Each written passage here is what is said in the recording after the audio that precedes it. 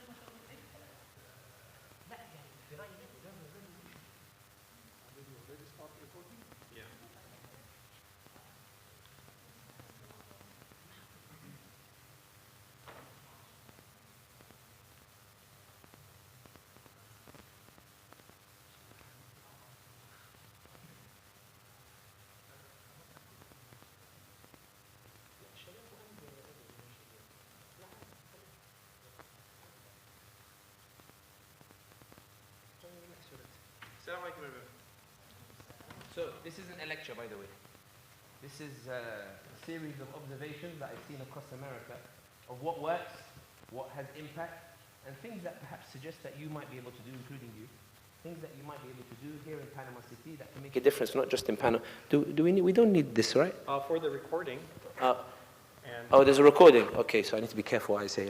Well, we can turn it off. أظن أفضل just for this one. Oh, yeah. Yeah. خلينا see the lecture yesterday وخلي هذه يعني strategy meeting that is in line with my visa.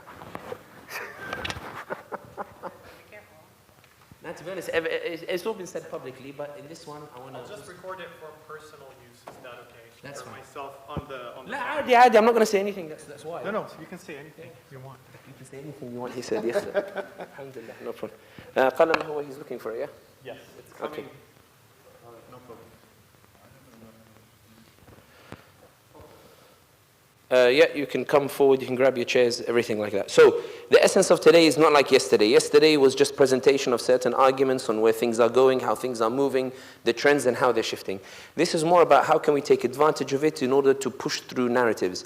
So the first thing is identifying what are the challenges, what are the gaps that we need to fill, and how you can fill the gaps here. I will not give you general things, I will give you things that I think are perhaps relevant to what you guys, your situation here in Panama City and how you can impact things elsewhere. So until he finds the pen, we'll go through some of the things. The first thing to note is that what is making the Zionists particularly uncomfortable is social media. That's, to put it quite bluntly, it wasn't CNN, it wasn't New York Times, these weren't the channels that broke the Zionist monopoly over the narrative. It was social media, it was the ordinary people, it was ordinary videos, it was people bringing the headlines. And even now, when Biden is trying to announce the ceasefire with the phases, the reason why he's struggling to push through the narrative is because as soon as he announced the ceasefire, or announced the plan for the ceasefire, all the journalists, and if you go online, I was looking at Twitter just before I came in, most of the journalists are saying now the onus is on the Palestinians to accept the ceasefire agreement. It was social media that brought the terms of the previous offer that the Palestinians accepted and brought Biden's offer. They compared the two and they said, look, they look exactly the same. Then the Israelis had to respond. Netanyahu initially said that we're not going to accept it. And then he changed it and said, no, I'm willing to accept it, but my government, Ben Gvir and these guys are not willing to accept it. And now they're falling over themselves because of the scrutiny of social media. So, if we accept that social media made a difference, that's a funky pen right there. Anyway, if we accept that social media made a difference, then, as you Americans say, if it ain't broke, don't fix it. When you're identifying your ability to make change, first identify the challenges that are before you, which are, right now there is a genocide.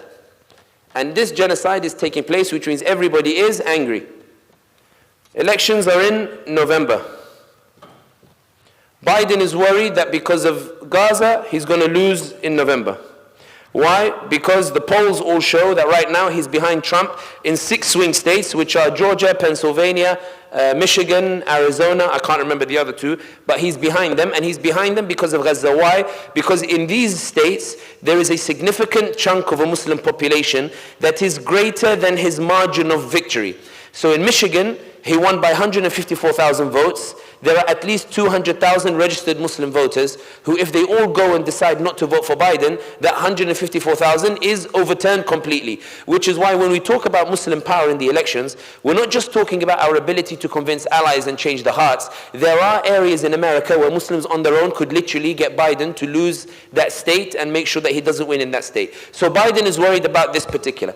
The reason Biden, however, is not calling for a ceasefire is because Biden sees a gap between June and between November.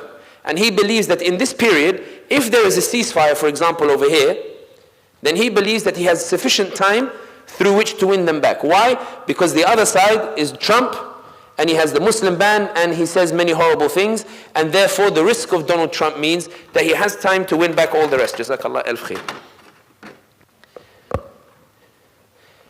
So Biden's thinking is that this gap over here is sufficient for me to win back the Muslim vote. If that's what Biden thinks, now you look at what the Muslims think. The Muslims believe there is a genocide on this side, supported by Biden and the Democrats, or most of them. But the Muslims also see it's supported by the Republicans. You know, the elephant and whatever, I can't be bothered to write Republicans. I don't want to write the full names. In any case, you have the Biden Republicans and the Democrats. So Muslims are saying that either one who comes into power, that we're both going to be in trouble and we're both going to be screwed. As a result, they're not sure what to vote in November, and they're actually contemplating forgiving genocide, and Biden is gambling on this particular thought. So, the problem here is, it's a problem of information.